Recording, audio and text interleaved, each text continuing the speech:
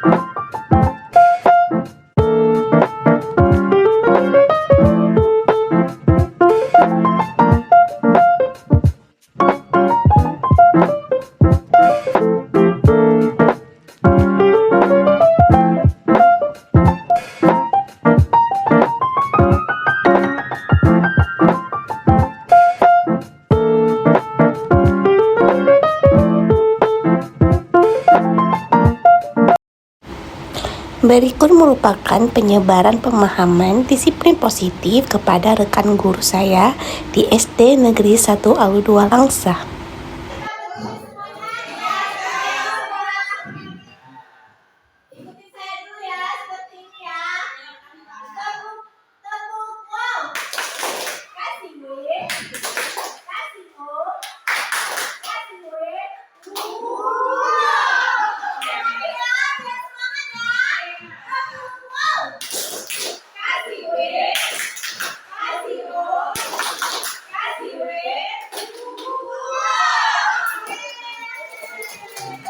Assalamualaikum warahmatullahi wabarakatuh.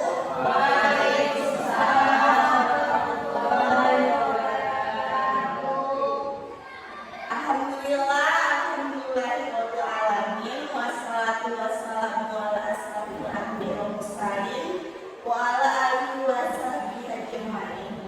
Puji dan syukur kita panjatkan kehadirat Allah Subhanahu wa taala yang mana telah memberikan kita kesehatan, kesempatan sehingga kita dapat berkumpul di ruang yang berbahagia ini. Sebelumnya saya mengucapkan terima kasih kepada Bapak Ibu guru yang telah meluangkan waktunya untuk melihat budaya positif yang akan saya terapkan impaskan kepada guru-guru. Kemudian di sini saya akan menjelaskan bagaimana sih cara budaya positif yang harus kita terapkan di satuan pendidikan kita, yaitu di sekolah kita. Nah, jadi di sini saya Devi Rahmawati sebagai calon guru penggerak angkatan 9 dari SD Negeri 1 Alu 2 akan menjelaskan bagaimana sih penyebaran konsep budaya positif yang ada di sekolah kita. Yang pertama, konsep inti budaya positif itu ada apa saja? Yang pertama ada perubahan paradigma belajar. Di sini positif, motivasi perilaku manusia, kebutuhan dasar, posisi kontrol, keyakinan kelas, dan segitiga restitusi. Nah, jadi perubahan paradigma belajar itu merupakan pembelajaran paradigma baru yang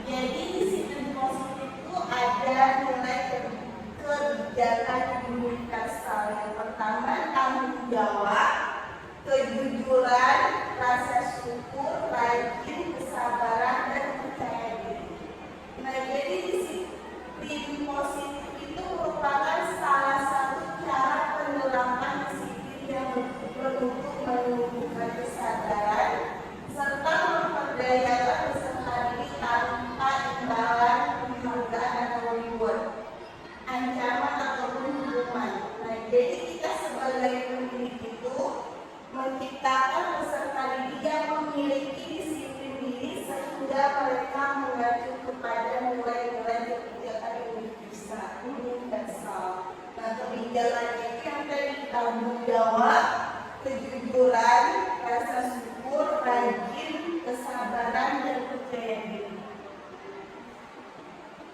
Nah, kemudian ada kebutuhan dasar manusia. Setiap manusia itu mempunyai kebutuhan dasar.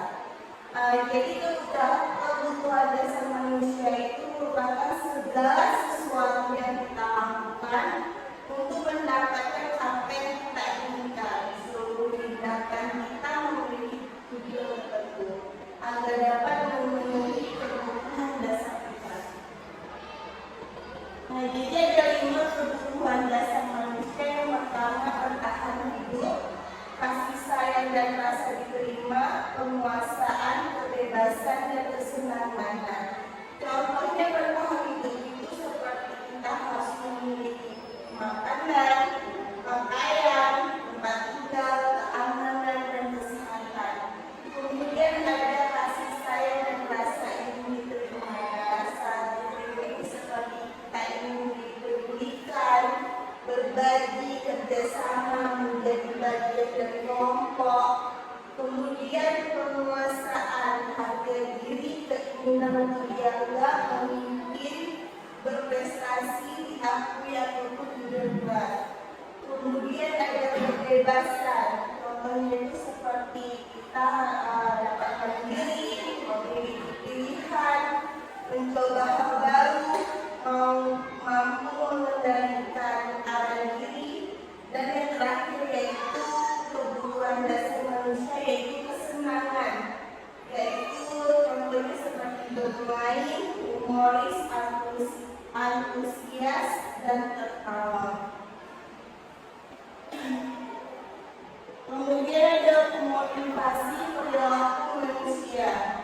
Nah, dan jadi motivasi perilaku manusia itu terdiri dari 2, yaitu motivasi intrinsik dan motivasi ekstrinsik. Jadi motivasi intrinsik itu menjadi orang yang mereka inginkan dan menghargai diri sendiri dengan nilai-nilai yang mereka percayai.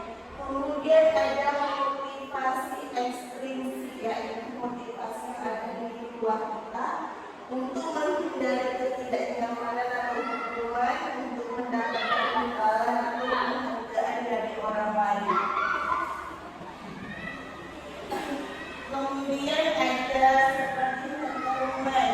Hukuman ini dia tidak berencana atau tiba-tiba. Murid tidak tahu apa yang akan terjadi atau tidak dilibatkan, bersifat satu arah, berupa hukuman fisik atau psikis. Kemudian ada konsekuensi. Nah, jadi konsekuensi ini dia terencana atau disepakati sesuai peraturan.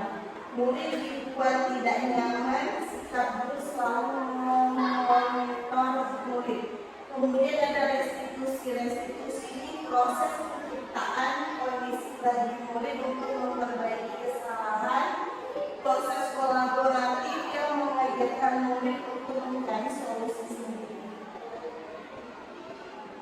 Nah, jadi kita mempunyai 5 posisi kontrol guru. Yang pertama ada sebagai penghukum, ada sebagai pemantau, ada sebagai pembuat rasa bersalah, ada sebagai teman, dan sebagai manajer.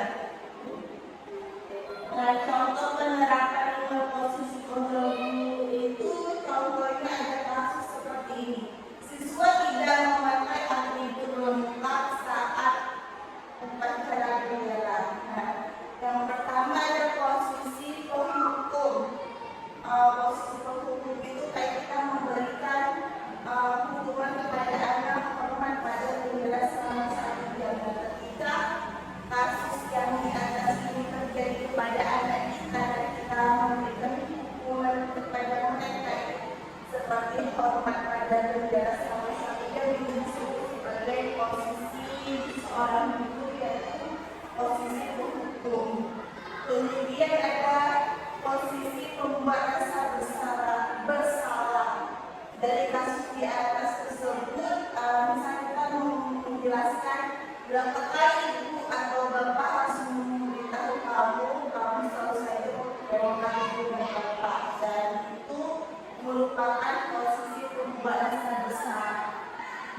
kepadanya.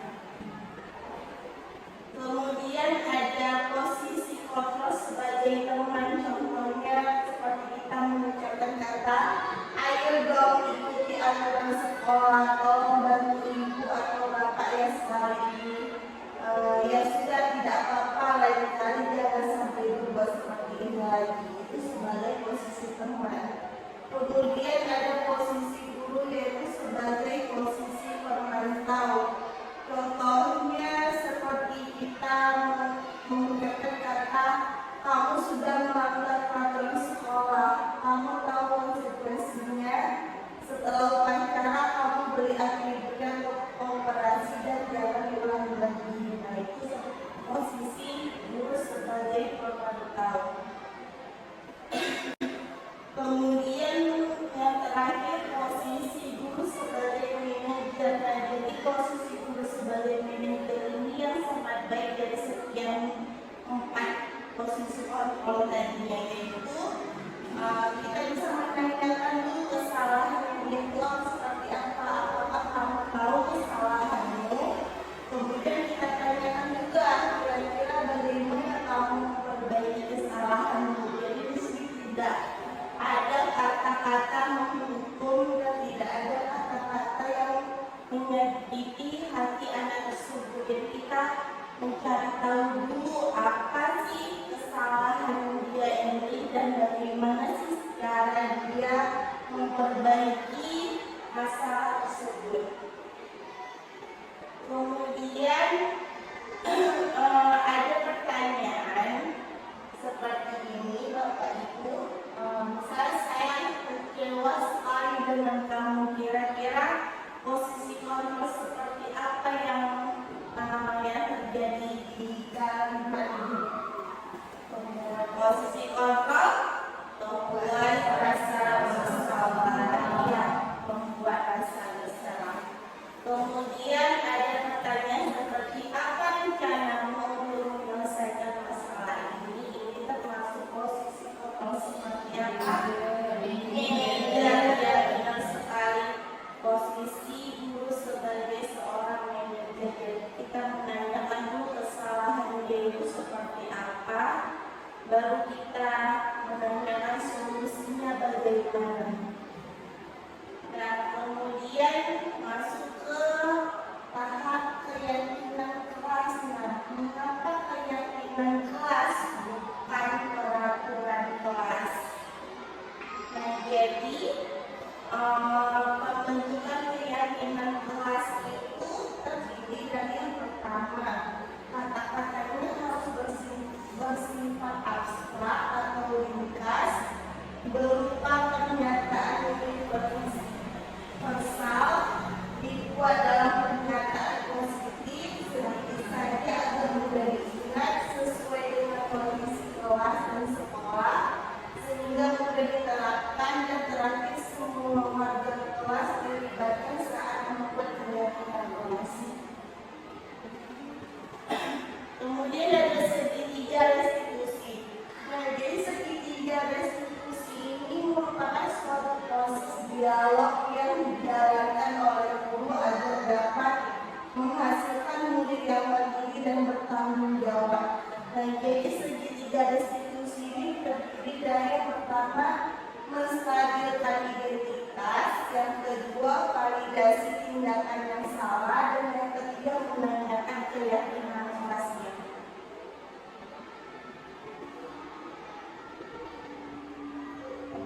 Berdasarkan prinsip membuat kesalahan, ada bagian dari proses pembelajaran yang pertama itu berbuat salah itu wajar, tidak ada manusia yang sempurna, ibu bapak juga pernah melakukan itu, atau ibu bapak juga tidak mencari siapa yang salah, tetapi ingin mencari solusi. Kamu berhak merasa bahagia.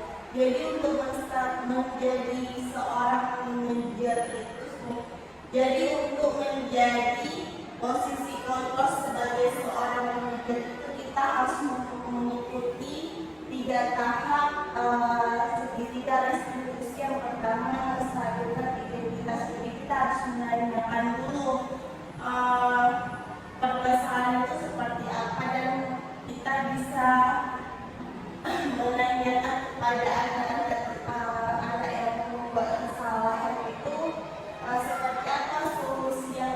dia cari untuk menyelesaikan permasalahannya. Kemudian ada tahap kedua, yaitu validasi tindakan yang salah. Berdasarkan prinsip yang berlaku berupaya memenuhi suatu kebutuhan tertentu. Nah, kita bisa menanyakan, kamu pasti punya alasan mengapa melakukan hal itu. Padahal kamu bisa melakukan yang lebih buruk dari ini ya. Kemudian kamu patut bangga karena telah memenuhi sesuatu yang penting buatmu. Kemudian kamu melakukannya karena mempertahankan sesuatu yang penting bagimu. Kemudian tahap yang ketiga yaitu menanyakan keyakinan kelas. Nah, berdasarkan prinsip teori kontrol, bahwa pada dasarnya kita termotivasi secara inklusif. Nah, kita sebagai seorang guru bisa menanyakan kepada anak tersebut, apa sih keyakinan kelas kita? Nilai-nilai apa yang telah kita sepakati bersama? Kemudian seperti apa gambaran sebuah kelas yang ideal menurut kamu? Dan yang terakhir, kamu ingin menjadi orang seperti apa?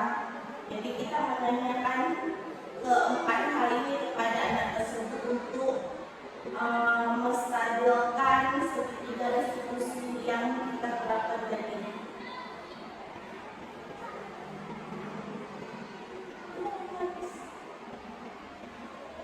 Oke, jadi Bapak Ibu, ini adalah yang saya jelaskan tadi adalah penerapan disiplin positif yang akan kita lakukan di sekolah kita. Kemudian yang terakhir, posisi guru sebagai manajer. Nah, jadi posisi guru sebagai manajer ini yang sangat baik dari sekian 4 posisi kontrol tadinya, yaitu kita bisa menanyakan dulu kesalahan yang dilakukan seperti apa, apakah kamu tahu kesalahanmu. Kemudian kita tanyakan juga kira-kira bagaimana kamu memperbaiki kesalahanmu. Jadi di sini tidak ada kata-kata menghukum dan tidak ada kata-kata yang menyakiti hati anak tersebut. Jadi kita mencari tahu dulu apa sih kesalahan dia ini dan bagaimana sih cara dia memperbaiki masalah tersebut. Kemudian ada pertanyaan seperti ini, Bapak Ibu. Misalnya saya kecewa sekali dengan kamu, kira-kira posisi kontrol seperti apa yang terjadi di kalimat ini? Posisi kontrol membuat rasa bersalah, ya, membuat rasa bersalah. Kemudian ada pertanyaan seperti apa rencanamu untuk menyelesaikan masalah ini? Ini termasuk posisi kontrol seperti apa? Ini benar sekali posisi guru sebagai seorang manajer. Kita menanyakan dulu kesalahan dia itu seperti apa, baru kita menanyakan solusinya bagaimana. Nah, kemudian masuk ke tahap keyakinan kelas. Nah, mengapa keyakinan kelas bukan peraturan kelas? Nah, jadi pembentukan keyakinan kelas itu terdiri dari yang pertama, kata-katanya harus bersifat abstrak atau ringkas, berupa pernyataan universal, dibuat dalam pernyataan positif, sedikit saja agar mudah diingat, sesuai dengan kondisi kelas dan sekolah, sehingga mudah diterapkan, dan terakhir semua warga kelas dilibatkan saat membuat keyakinan kelas. Kemudian ada segitiga restitusi. Nah, jadi segitiga restitusi ini merupakan suatu proses dialog yang dijalankan oleh guru agar dapat menghasilkan murid yang mandiri dan bertanggung jawab. Nah, jadi segitiga restitusi ini terdiri dari yang pertama, menstabilkan identitas, yang kedua, validasi tindakan yang salah, dan yang ketiga, menanyakan keyakinan kelas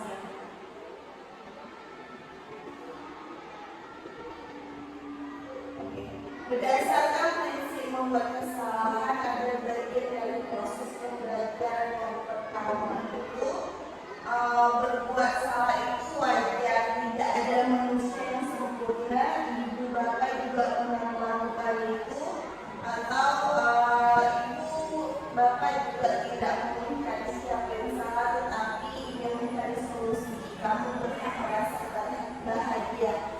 Jadi untuk menjadi seorang manajer itu, jadi untuk menjadi posisi kontrol sebagai seorang manajer itu kita harus mengikuti 3 tahap segitiga restitusi. Yang pertama, menstabilkan identitas diri. Kita harus menanyakan dulu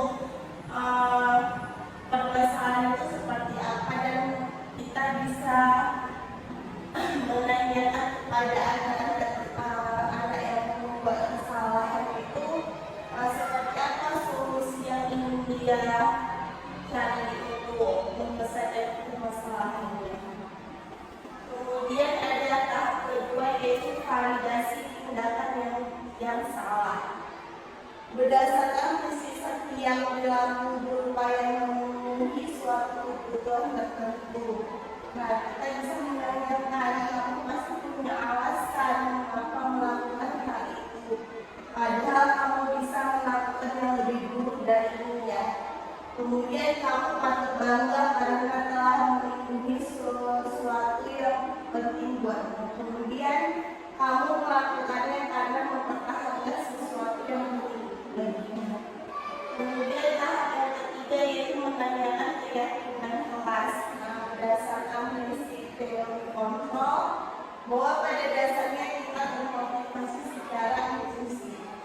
Nah, kita sebagai seorang guru bisa menanyakan kepada anak tersebut, apa sih keyakinan kelas kita, nilai-nilai apa yang telah kita sepakati bersama, kemudian seperti apa gambaran sebuah kelas yang ideal menurut kamu, dan yang terakhir, kamu ingin menjadi orang seperti apa. Jadi kita menanyakan keempat hal ini kepada anak tersebut untuk menstabilkan segitiga restitusi yang kita terapkan tadi.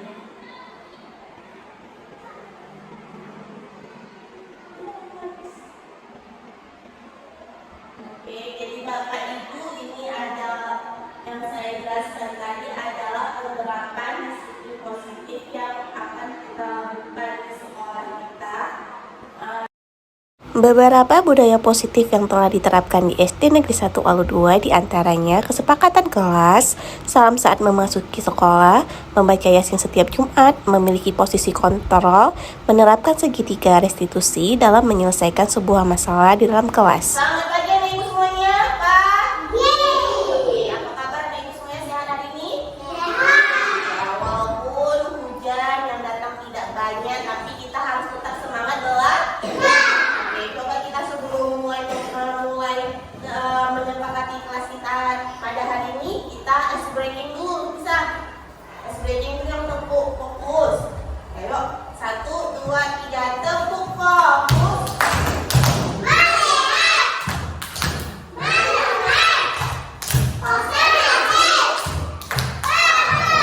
Oke, sudah fokus semuanya? Ya, nah, jadi kita hari ini akan membahas tentang kesepakatan kelas. Oke, jadi kesepakatan kelas ini seperti tata tertib. Nah, tata tertib yang harus kalian taati yang saat berada di kelas 1. Nah, tata tertib yang harus kalian taati yang ada di kelas 1C. Tapi ibu mau buat tata tertibnya itu dari kalian sendiri aturannya, mau kayak mana peraturannya. Misalnya datang tepat waktu, kayak Siva tadi berarti datang tidak tepat waktu, berarti dia tidak menyempatkan kelas kalau dilanggar. Paham nggak? Seperti kayak kemarin yang ibu bilang, saling menghormati guru dan teman, itu termasuk tata tertib ataupun kesepakatan ke?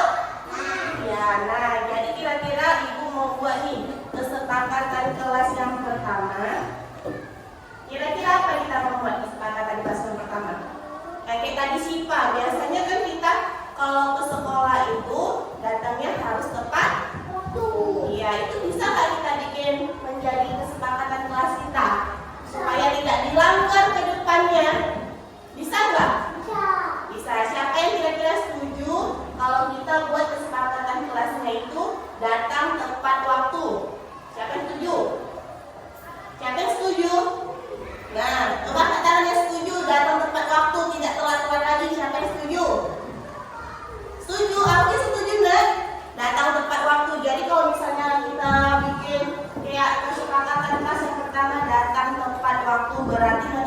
misalnya anak ibu ada yang telat datang, ada yang datangnya lewat dari jam 7:30, berarti dia tidak menyepakati ke bisa kita buat datang tepat waktu?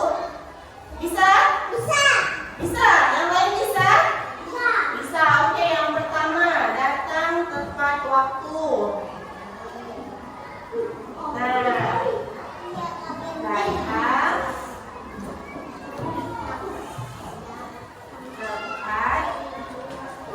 Coba ibu tanya, masuk ke sekolah itu jam berapa, Nak? Jam 7:30 menit atau jam 7:30. Nah, tadi Siva datang jam 7:30 atau lewat? Lewat kan? Nah, berarti Siva kalau misalnya besok datangnya lewat dari 7:30, berarti dia tidak menyepakati kelas kita. Oke, dah. Nomor 1 datang tepat waktu. Bisa nggak kita taati ke depannya datang tepat waktu nih? Bisa? Coba berdirinya dulu yang betul. Iya, dulu yang benar. Bisa nggak? Linda bisa datang tepat waktu? Bisa? Betul? Oke. Untuk yang pertama datang tepat waktu. Yang kedua kira-kira apa kita mau buatnya dalam kesepakatan kelas kita?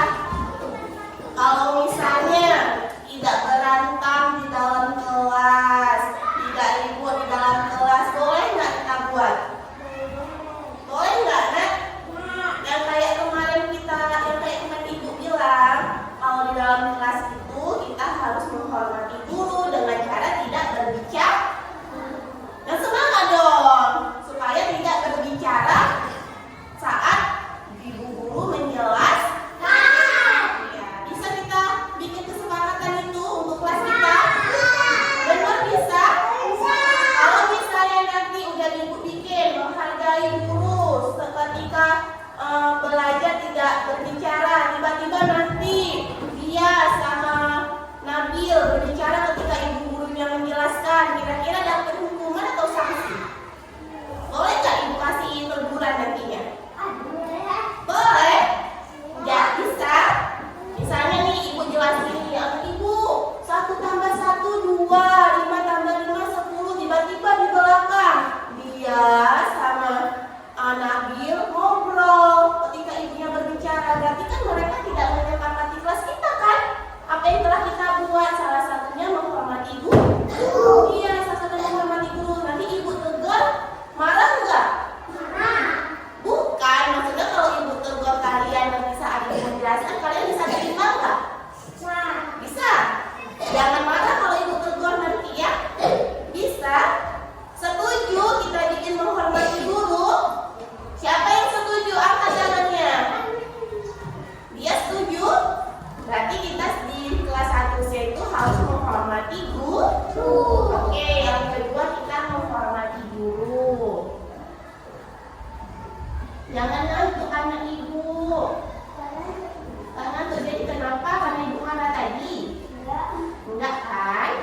Menghormati guru. Iya, karena aku dan oke.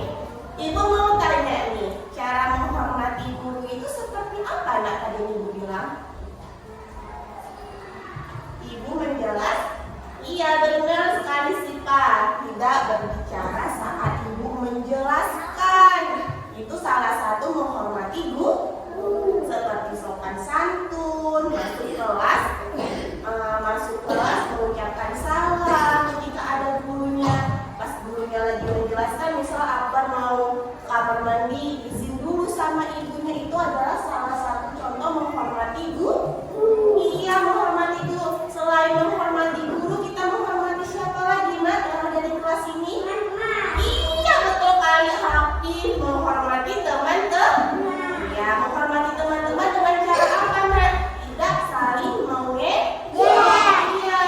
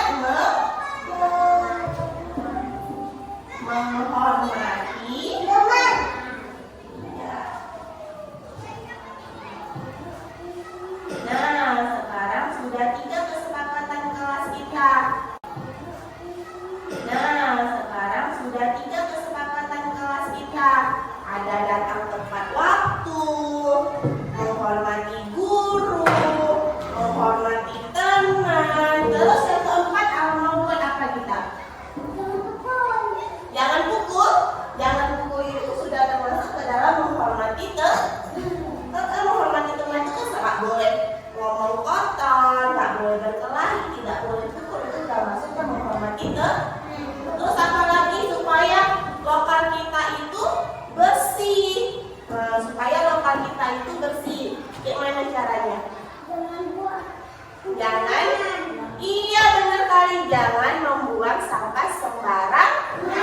Ya, jangan membuang sampah sembarangan. Contohnya seperti kalau pas jam istirahat, makannya di mana kalau ibu bilang? Iya, di luar makannya. Jadi biar kelas kita itu selalu bersih. Ya, kita bikin yang keempat, tidak membuang sampah sembarangan, atau bahasa yang lain nggak tahu apa? Tidak membuang sampah sembarangan, bahasa lainnya apa? Bisa nggak kalau kita bikin menjaga kebersihan kelas? Bisa? Bisa? Oke, kita masukin ya Putri ya. Apa tadi ibu bilang? Menjaga kebersihan iya, menjaga kebersihan kelas.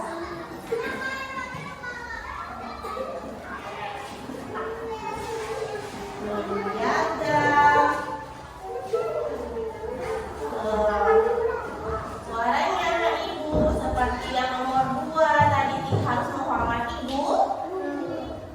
Kalau menghormati guru dengan cara tidak berbicara saat ibu menjelaskan. Ya, nih menjaga kebersihan kelas. Nanti kalau misalnya tiba-tiba anak ibu lihat habis makan, buang, jatuh sampahnya di badangan kelas kita. Kalau ibu tegur boleh? Oh nggak boleh, tadi kita kan udah buat kesepakatan kelas. Boleh nggak kalau ibu tegur? Ibu tegurnya ibu nggak memberi hukuman, tapi ibu tegur Radit atau Mbak Alfi, jangan buang sampah sembarangan, kan jadi kotor kelas kita. Kalau misalnya kelas kita bersih, rapi, nyaman nggak kita belajarnya? Nyaman kan? Jadi kita harus menjaga kebersihan kelas. Oke, terus bikin lagi nggak yang kelima? Apa lagi contohnya? Apa ayo? Apalagi kita harus bikin dalam kesepakatan kelas kita, kesepakatan kelas 1C ya Mbak ya? Kelas berapa kita? 1C. Iya, 1C. Nah, apalagi yang kelima? Kalau misalnya kita tidak makan saat belajar, boleh nggak? Boleh. Kok enggak? Habis mau kok lagi belajar makan? Ya, makan itu saat jam makan. Makan itu kan saat jam istirahat, dan ketika belajar tidak boleh makan. Oke, kita bikin boleh kesepakatannya? Bisa. Jadi nanti kalau misalnya ada yang minum, ada yang makan, ibu tegur. Boleh? Bisa? Oke, nanti kalau nggak ada makanan ibu ambil boleh? Betul? Oke, kita buat ya, tidak makan saat jam belajar. Oke, tidak makan saat jam belajar.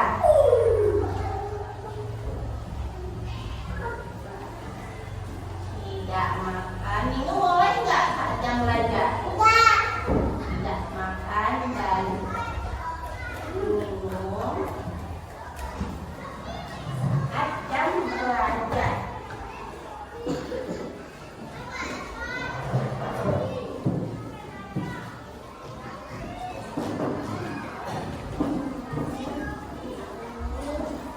Oke, ada lagi yang kita sepakati lagi? Udah cukup. Udah banyak kali ya, takut nggak sanggup. Ya, ya udah. Kalau nggak ini ya udah. Yang pertama kita baca lagi ya. Jadi ibu harus ingat nih kesepakatan kelas kita. Kalau dilanggar nanti ibu akan tegur. Ya, kita baca sama-sama yuk. Kesepakatan kelas 1C. Yang pertama datang tepat waktu. Yang kedua menghormati guru. Yang ketiga menghormati teman. Ya, yang keempat menjaga kebersihan kelas. Yang kelima tidak makan dan minum saat jam belajar. Bisa? Nah, supaya kita meng-ACC itu menyetujui nih dari kelima kesepakatan kita. Ibu mau satu-satu maju ke depan dicontreng. Kalau misalnya Alfi maju contreng. Kalau udah dicontreng berarti Alfi itu udah sepakat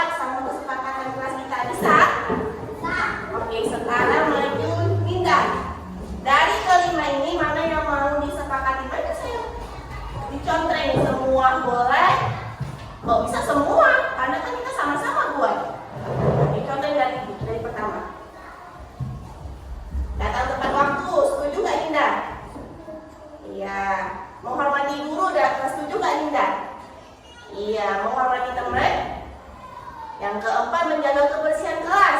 Sanggup? Yang kelima, tidak makan dan minum saat jam belajar. Oke, berarti Dinda sudah menyepakati kelas kita. Tepuk tangan untuk Dinda. Kemudian Putri, maju, ayo. Kira-kira dari kelima ini yang mana yang Putri setujui? Dari kesepakatan kelas kita. Iya, datang tepat waktu, menghormati guru, menghormati teman, menjaga kebersihan kelas, tidak makan minum saat jam belajar. Iya, berarti Putri menyetujui kesepakatan kelas kita semua. Tepuk tangan ya. Kemudian kita mundur. Bentar ya, yang perempuan dulu. Nah, yang mana kira-kira Sipa menyetujui dari kesepakatan kelas kita? Iya. Kedua, ketiga, keempat, iya, kelima semuanya. Tepuk tangan. Terus kasih sama siapa? Sama Asla. Maju Asla. Kita tengok berapa banyak yang setuju. Iya. Iya. Oke. Terus berarti Asla setuju semua nih. Sanggup ya? Oke. Kemudian siapa? Maju siapa? Semua dapat, semua kebagian. Ibu mau tengok nanti kalau misalnya sudah disetujui tapi dilanggar, berarti ibu tegur. Iya. Iya. Kemudian Akbar, kasih Akbar. Nah, kira-kira Akbar setuju nggak sama kesepakatan kelas kita? Nomor 1. Iya. Nomor 2. Iya. Nomor 3. Nomor 4. Dan terakhir nomor 3. Iya, kemudian Nabil. Ayo semuanya harus mengeluarkan suaranya. Harus menyetujui atau tidaknya. 1, 2, terima kasih, 3, 4, 5. Iya, kemudian Hafiz. Silakan maju Hafiz. Ya, nomor 1 Hafiz setuju nggak datang tepat waktu? Iya, setuju. Nomor 2, nomor 3, 4, dan nomor 5. Ya, maju Alfi. Sama Alfi. Nah, Alfi nih, kira-kira setuju nggak sama kesepakatan kelas? Ini nomor 1 loh, nomor 1 nggak setuju. Nih. Nih. Setuju nggak? Oke, 2. Yang ketiga? 4. Ini 4. Yang kelima? Setuju nih, benar. Tidak makan saat jam belajar. Setuju? Oke. Alias maju yang terakhir. Nah, yang terakhir nih. Lias. Ini tuh, yang ini. Ada 2 ini nomor 1. Nomor 1 datang tepat waktu. Setuju nggak? Nah, yang kedua menghormati guru. Setuju? 3. 4, 5. Ini. Nah, sudah semua. Silakan duduk. Nah, karena hari ini yang datang 10 orang, kita hitung ada nggak 10 anak ibu yang setuju? Kita hitung sama-sama nak ya. 1, 2, 3, 4, 5, 6, 7, 8, 9, 10.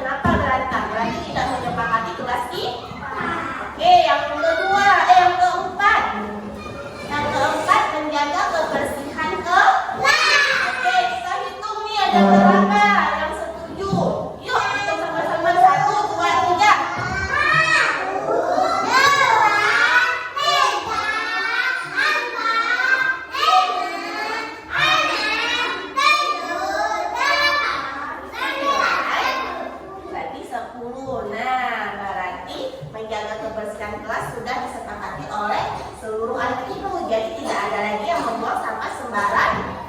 Nah, yang terakhir nih yang ibu khawatir nih, makanya anak ibu berat nih. Tidak makan dan minum saat jam belajar. Kita hitung berapa banyak yang anak ibu yang setuju. Hitung yuk, 1, 2, 3. 2, 4,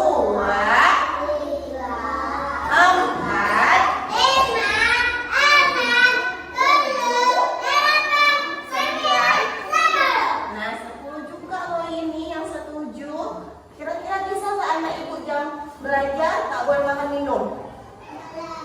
Setuju nih? Nah, itu Sila dan minum. Berarti nggak setuju. Setuju nggak Sila? Oh, Sila lagi sakit. Oke, nggak apa-apa. Berarti tidak boleh makan minum di kedepannya ya. Mulai besok kita akan menjalankan yang namanya kesepakatan kelas kita. Jadi jangan ada yang melanggar dari nomor 1 sampai nomor 5. Bisa nggak Ibu? Bisa nggak Ibu? Jadi kesepakatan kelas ini nanti akan Ibu print, Ibu tempel di sini. Jadi anak Ibu tahu apa kesepakatan kelas kita. Ya, cukup sampai di sini. Ibu tutup. Assalamualaikum warahmatullahi wabarakatuh. Yang benar jawabnya. Assalamualaikum warahmatullahi wabarakatuh.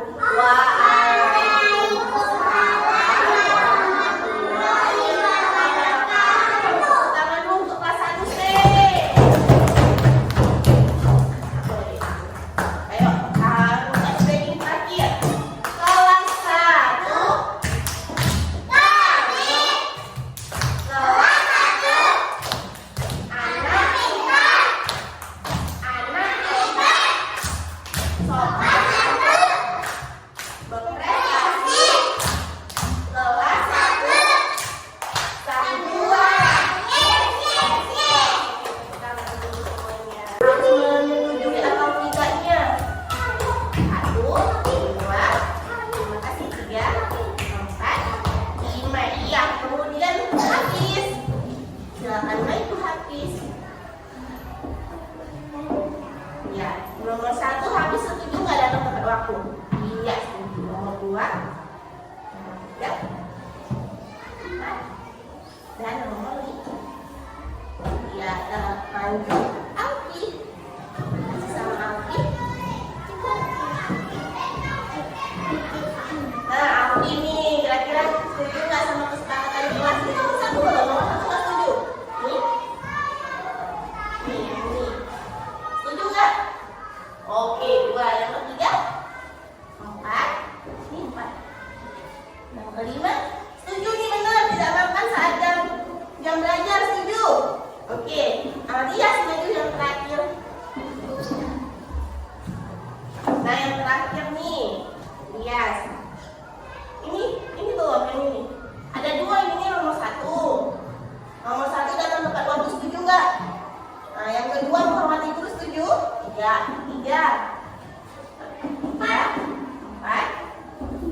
5. Ini. Nah, sudah semua.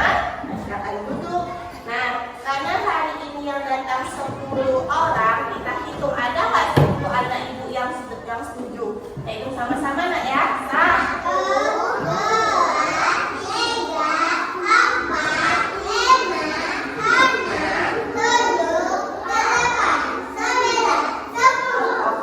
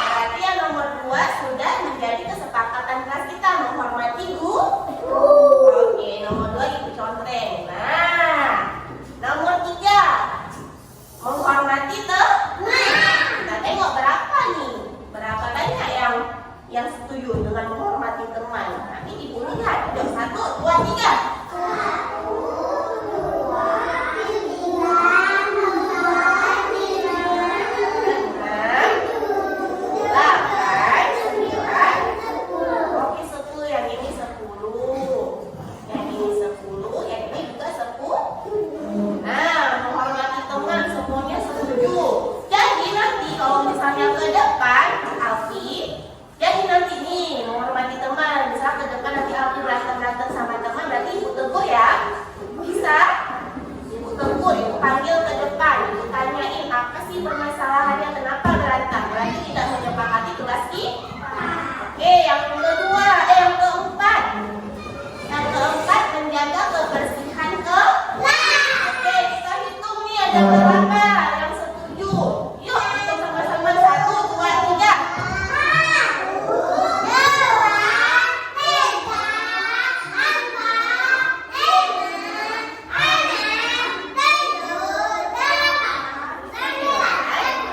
Berarti 10. Nah, berarti menjaga kebersihan kelas sudah disepakati oleh seluruh anak ibu. Jadi tidak ada lagi yang membuang sampah sembarangan. Nah, yang terakhir nih yang ibu khawatir nih, makanya ada ibu berat nih. Tidak makan dan minum saat jam belajar. Kita hitung berapa banyak yang anak ibu yang setuju. Hitung yuk, 1, 2, 3. 2, 4,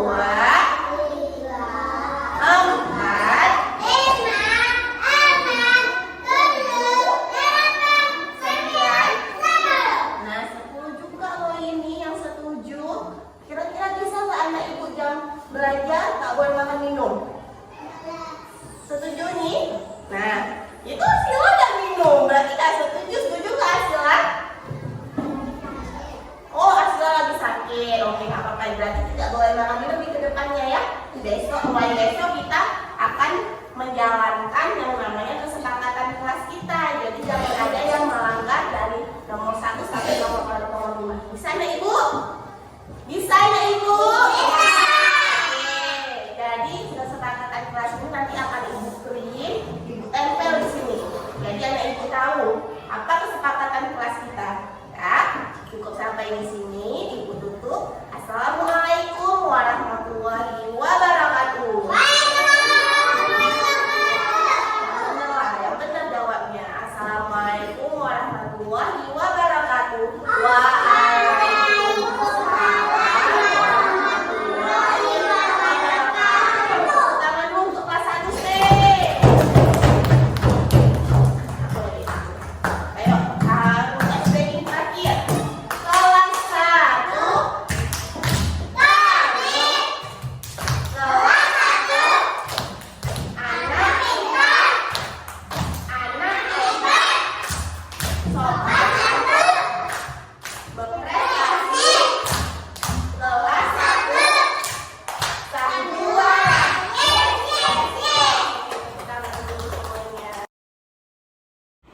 Nah, ini merupakan kesepakatan kelas di 1C di mana diantaranya datang ke sekolah tepat waktu, menghormati guru, menghormati teman, dilarang makan minum ketika belajar, dan menjaga kebersihan kelas, seperti menjaga kebersihan dengan melakukan piket bersama.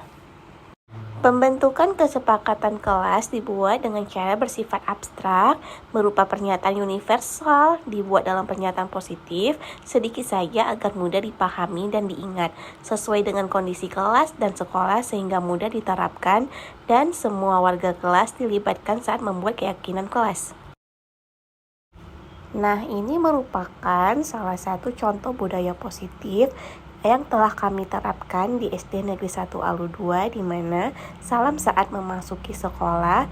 Kegiatan budaya positif ini telah kami lakukan dari tahun-tahun sebelumnya dan akan kami terapkan ke tahun-tahun berikutnya.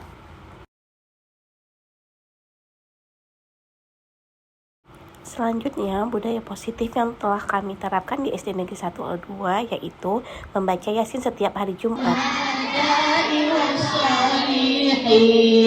Ya Ghafur ya Rahim, astaghfirullah lana wa liwalidina wa limasyayikhina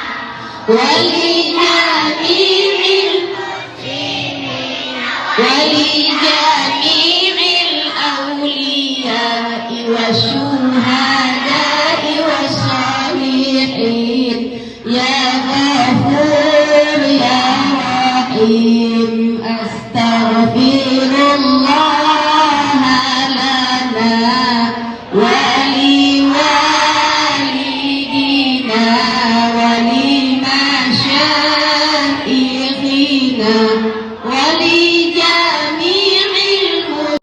mestilah setiap Jumat baca ya Yasin. Bacanya dengan khusyuk dan ikhlas supaya Allah memberkati dan meridhoi. Insya Allah semua kita yang ada di sini dimuliakan oleh Allah. Dengan berkat surat Yasin, semua kita yang berada di sini ditenteramkan hati. Intinya apa? Tidak ada lagi marah. Ibu tidak memarahi guru muridnya, murid tidak bandel. Insya Allah. Hanya sekian yang dapat saya sampaikan. Saya akhiri, wabillahi taufiq wal hidayah. Assalamualaikum warahmatullahi wabarakatuh.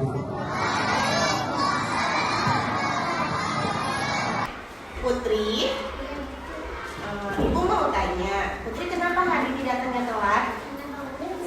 Oke, karena bangunnya kesiangan. Ibu mau tanya, kenapa kamu bangunnya kesiangan? Semalam ngapain aja? Oke, karena bangun Ibu buat kue tujuan. Nah, kira-kira Putri tahu nggak kesepakatan kelas yang pernah kita buat? Tahu? Tahu. Oke, tahu. Apa kesepakatan kelas yang telah Putri langgar? Tidak datang? Tidak datang tepat waktu. Jadi kira-kira nanti ini ke depannya solusinya bagaimana nih biar Putri bisa datang tepat waktu lagi? Bisa nggak Putri jadi sama Ibu datangnya tepat waktu, nggak datang siang-siang lagi? Bisa? Bisa. Jadi nanti ke depannya Putri harus datang tepat waktu, nak ya. Tidurnya jangan malam lagi ya. Ya bisa jadi sama Ibu. Oke, sama. Terdapat 5 posisi kontrol guru, di mana yang pertama penghukum, pemantau, pembuat rasa bersalah, teman, dan manajer. Di mana video sebelumnya saya telah menerapkan posisi kontrol guru sebagai seorang manajer. Oke, Ajit sama Rajit, tadi Ibu lihat di jam istirahat kalian berantem ya? Iya, kalau Ibu boleh tahu kenapa kalian berantem tadi, nak? Iya, siapa yang ngejek? Tadi ngejek ya, Ji. Kemudian ngejek kamu Rajit, bener? Iya. Nah, kan kalian sudah ngejek nih. Terus tadi kan berantem. Ibu mau tanya, kira-kira itu perbuatan salah atau tidak? Iya, perbuatan salah. Nah, kira-kira dalam bahasa apa yang kalian lakukan, kan? Saling menghormat? Iya, tidak saling menghormati tuh?